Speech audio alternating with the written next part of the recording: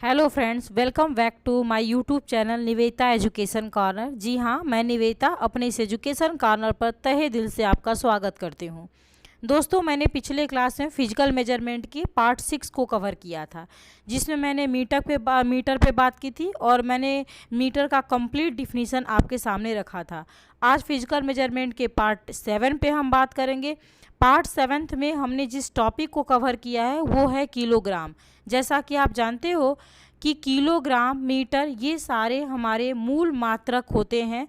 उस मूल मात्रक 7 मूल मात्रक जो था, उस 7 मूल मात्रक में मैंने एक एक मूल मात्रक को डिस्कस करना शुरू किया है, जिसमें से पहला मूल मात्रक मैंने मीटर कवर किया था, जिसको मैंने फिजिकल मेजरमेंट के पार्ट 5th और पार्ट 6 में कवर किया था। आज पार्ट 7 में मैं किलोग्राम को कवर करूंगी और बताऊंगी किलोग्राम के यूनिट को कैसे तय किया गया और किलोग्राम की यूनिट को क्या बनाए, किस तरह से इसको निर्धारित किया गया।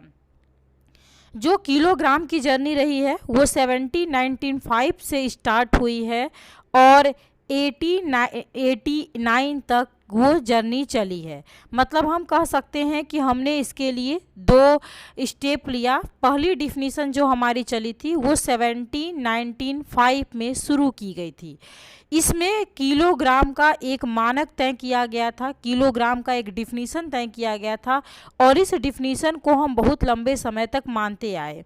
इस डिफिनीसन में क्या बताया गया, चलिए उसको हम देखते हैं।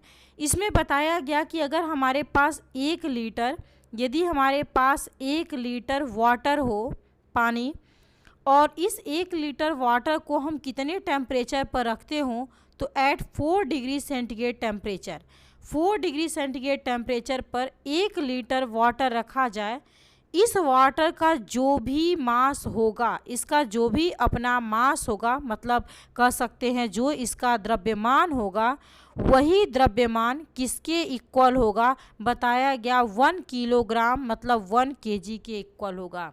एक छोटा सा डिफिनीसन जिसमें 1 लीटर वाटर को 4 डिग्री सेंटीग्रेड टेम्परेचर पर रखा गया और बताया गया इस स्थिति में जो भी 1 लीटर वाटर का मास होगा वो मास किसको रिप्रेजेंट करेगा, 1 केजी को रिप्रेजेंट करेगा।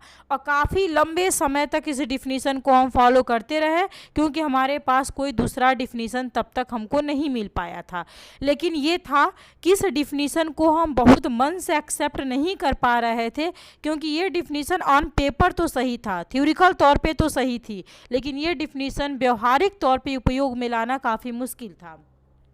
मतलब आप ऐसा कह सकते हो कि इस डिफिनीसन को प्रैक्टिकल लाइफ में यूज करना हमारे लिए टफ था। आप अपने से सोचो, 1 केजी को अगर हमको बताना हो तो हमको 1 लीटर एक तो पानी को लेकर के चलना होगा, वाटर को, और उसका टेम्परेचर फिक्स करना होगा 4 डिग्री सेंटीग्रेड। ये जो हमारे पास कॉन्सेप्ट बना, ये कॉन्सेप्ट इतना टिपिकल टाइप का था कि ये एक कहते हैं ईजिली इसको लाइफ में यूज कर लेना, सही तरीके से व्यवहार में इसको लाना हमारे लिए थोड़ा मुश्किल हो पा रहा था।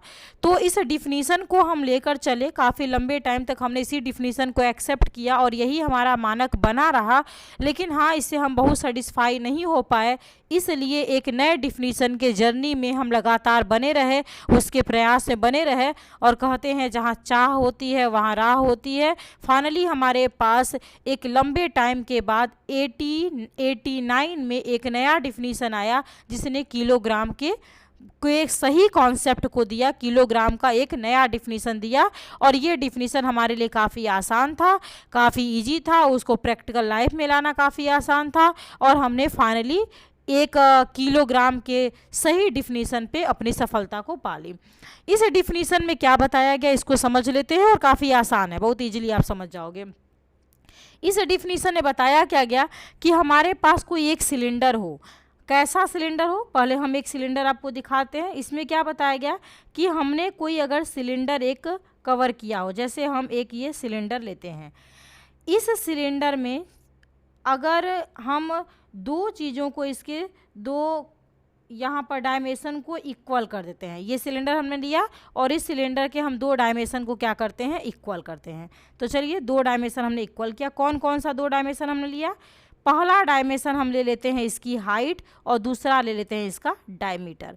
तो ये इसकी हाइट होती है, तो ये यहाँ से यहाँ तक हमने लिया हाइट, और हाइट आपको पता है इस सेंटर से हम चलेंगे, इस सेंटर का जो भी डिस्टेंस होगा वो उसकी हाइट बनेगी। दूसरा लिया गया इसका डायमीटर, ये इसका डायमीटर हुआ। बताया क्या गया कि एक सिलेंडर आप बनाइए जिस सिलेंडर में हाइट किसके इक्वल हो, डायमीटर के इक्वल हो, मतलब ऊंचाई उस सिलेंडर के व्यास के इक्वल हो।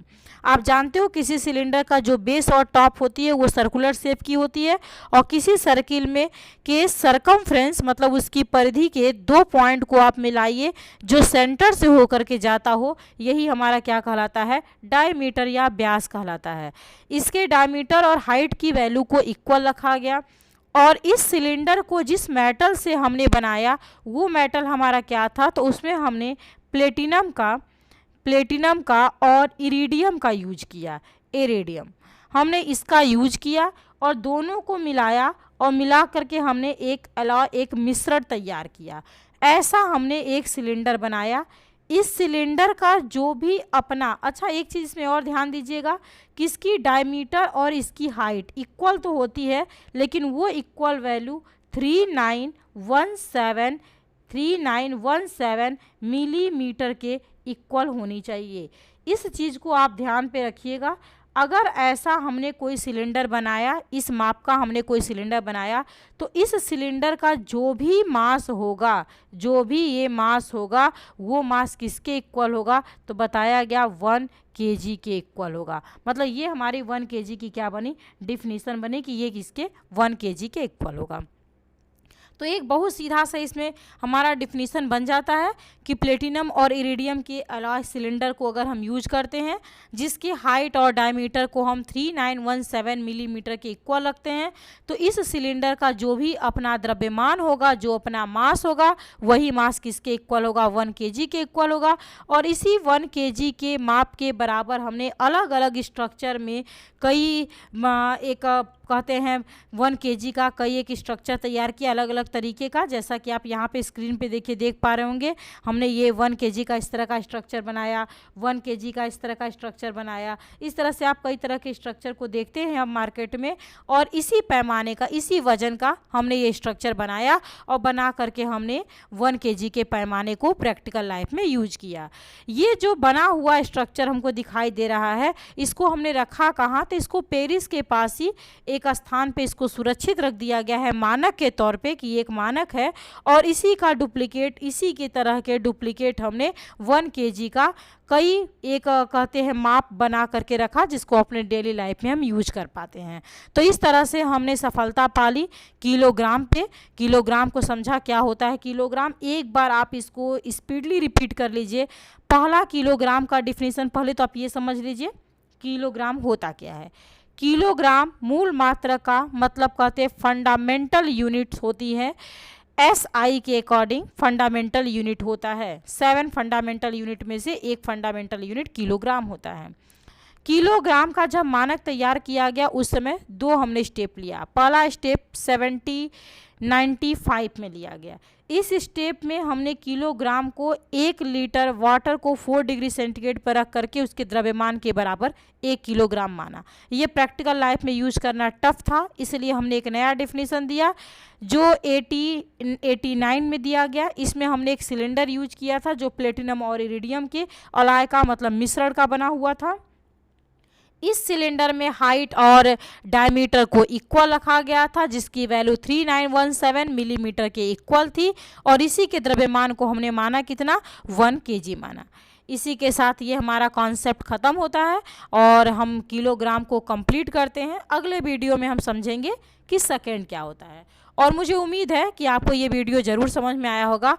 और अगर बाय चांस आपको ये वीडियो क्लियर नहीं हो पाया होगा तो आप भरोसा रखिए, इस वीडियो को आप एक बार और देख लीजिए, आपको ये वीडियो क्लियर हो जाएगा, आपको समझ में आ जाएगा, क्योंकि इसके कॉन्सेप्ट काफ़ी सिंपल से हैं, बहुत टफ सा नहीं है। नेक्स्ट वीडियो में सेकेंड के साथ आपसे मुलाकात होगी। तब तक के लिए have a nice day. Thank you so much and bye bye.